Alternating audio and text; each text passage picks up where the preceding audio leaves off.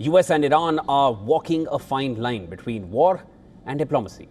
Talks are scheduled, but threats are also flying. US President Donald Trump has issued another warning to Iran: make a deal or face the consequences.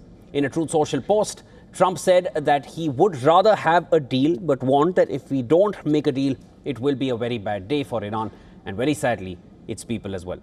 Iran has reacted with a vow to retaliate ferociously, and this is also to threaten the entire region with a regional conflict. Its foreign ministry said that any strike, even limited, would be regarded as an act of aggression, and the consequences wouldn't remain confined to one country. We call upon all nations committed to peace and justice to take meaningful steps to prevent further escalation. The consequences of any renewed aggression wouldn't remain confined to one country, and responsibility would rest with those who initiate or support such actions. Iranian Deputy Foreign Minister also reiterated that it does not possess or wants to acquire nuclear weapons. He said that the ongoing nuclear diplomacy is a new window of opportunity to resolve disputes through dialogue. Iranian military chief Amir Hatami has said that US is not an invincible enemy, citing the examples of American military campaigns in Vietnam and Afghanistan.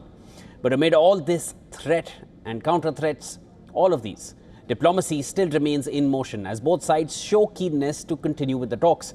Trump's special envoy Steve Witkoff and son-in-law Jared Kushner, they are now planning to meet Iranian Foreign Minister Abbas Araghchi on Thursday in Geneva. They could discuss a draft proposal for an agreement on Iranian nuclear program. But now reaching a deal would likely mean walking back some of the red lines drawn by both the sides. One such issue is uranium enrichment. Trump insists that Iran must stop uranium enrichment and hand over any stockpiled material. On the other hand, Iran says that it won't agree to zero enrichment. But Tehran is reportedly considering a combination of concessions. This may include sending half of its most highly enriched uranium abroad and diluting the rest, and taking part in creating a regional enrichment consortium. And this means that US will have to agree to a token enrichment. According to an Axios report, Witkoff and Kushner have told Araghchi that US is willing to consider such a proposal. The New York Times similarly reported that both sides are considering a proposal in which Iran would have a very limited nuclear enrichment program. Iran could only use this enriched uranium for medical research and treatments. Such an arrangement would mean that both sides could claim a win.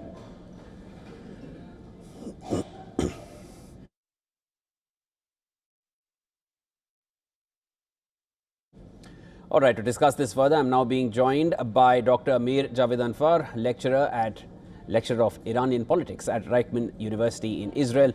Dr. Javed Anfar is a West Asia analyst and co-author of The Nuclear Sphinx of Tehran.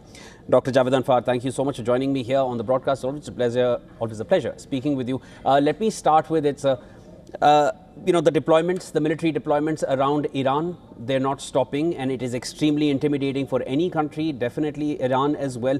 But on the other hand, there is also these military drills that Iran has already held, and also the very, very significant temporary closing of the Strait of Hormuz, giving a clear signal what it can mean for the entire region. That is essentially what Iran has mentioned time and again. I wanted to understand from you, while both sides still show keenness towards these diplomatic talks, are these maneuvers, these military maneuvers, meant for the battlefield, or are they meant for better negotiation? I think it's the latter, Shivan. It's for better negotiation. They want to strengthen their hands in the negotiations, and they're using the presence, the Americans are using the presence of their massive armada around Iran in order to strengthen their hands, at the very least, in the negotiations.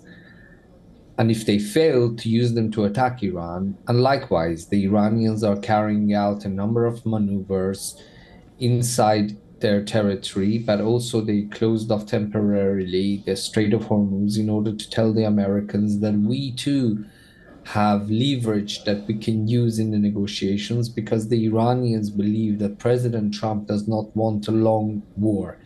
They believe that their thesis is based on their observation that if everything else fails, President Trump will go into war, but he does not like long campaigns.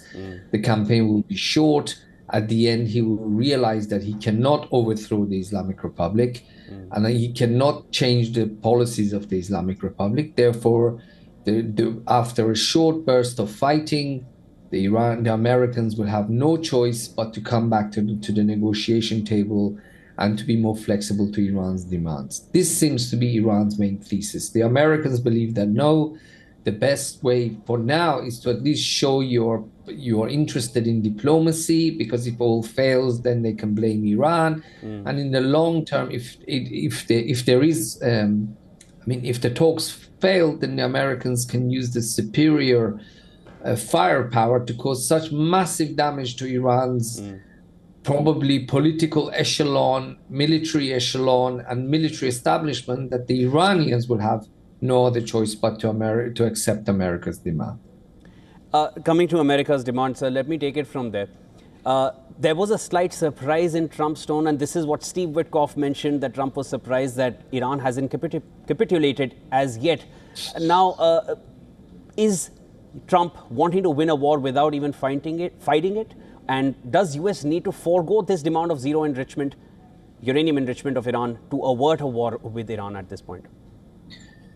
I think the Americans would prefer if there is no war. Let's face it, President Trump came to power promising the end to what he called forever wars. This is not a forever war. But at the same time, the nuclear program, Shivan, it's not just unpopular with the Americans. It is seen as a threat to the state of Israel, because the Iranian regime continuously calls for the elimination of the state of Israel. And also the people of Iran, Shivan, let's not forget about them. They have paid the highest price for economically and in terms of diplomatic isolation for what has been probably the biggest white elephant project in the history of West Asia, Middle East, or maybe even the world. Iran's nuclear program has cost the Iranian people trillions of dollars of damages and missed economic opportunity costs for a program that was supposed to produce just electricity, but it has not. It was a program that was supposed to reinforce the people of the inalienable right of the Iranian people. But while the Islamic Republic is saying that it wants to have enrichment to fulfill Iran's inalienable right to enrichment, it is killing Iranian people by the thousands. If you did, Shivan, if your channel hired the world's top polling experts, polling company, and you did a poll in Iran, majority of Iranians would happily just give up the entire enrichment program, zero enrichment, just to have a normal economy. So the Americans are cognizant of this fact. The Israelis are cognizant of this fact, and they are going for zero enrichment because the Islamic Republic in the past has lied about its nuclear program, and therefore it has forfeited the right to be trusted with an enrichment program, which not only poses a severe threat to the state of Israel, it has caused a massive, unprecedented damage to the economic well-being of the average Iranian citizen and the diplomatic standing of their country. I hear your point. Dr. Javed Anfar, now, as far as the talks are concerned, both sides, they want to come out of it with a win on their hands. It's very clear with the kind of rhetoric that is coming out and the deployments that are taking place at the same time. US gets to say that they got Iran to stop, and Iran gets to say that they retained their right to uranium enrichment. Is there a balancing line in the middle? Is this still a possible scenario that they both come out with a win on their end and then go their own ways, at least for now?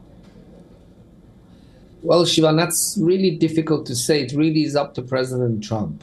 And of course up to Ayatollah Khamenei, but up to President Trump. If Ayatollah Khamenei, the supreme leader of Iran, agrees to major compromises over Iran's enrichment,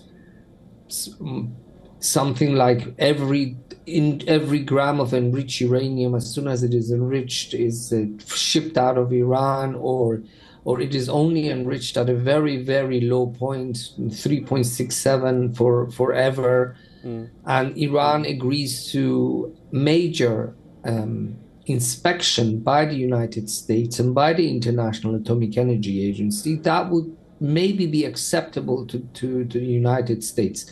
It won't be acceptable to us in Israel because we feel very threatened by Iran's missile program, because they have said basically they want to destroy the state of Israel, and also the number of missiles that they're producing and they're planning to produce with new production lines will be so high that it will be difficult for our anti-missile system to shoot them all down if the Iranians fire them in high quantity. But at the end of the day, Shivan, if President Trump agrees to reach a deal with the Iranians over maybe some symbolic enrichment over in Iran's soil, but with massive restrictions on their amount of enriched uranium, the level of enriched uranium and the quantity that Iran holds, then there's nothing much that the state of Israel can do about it, because President Trump is the one in charge of what happens to Iran. And it's extremely unlikely that if he reaches a deal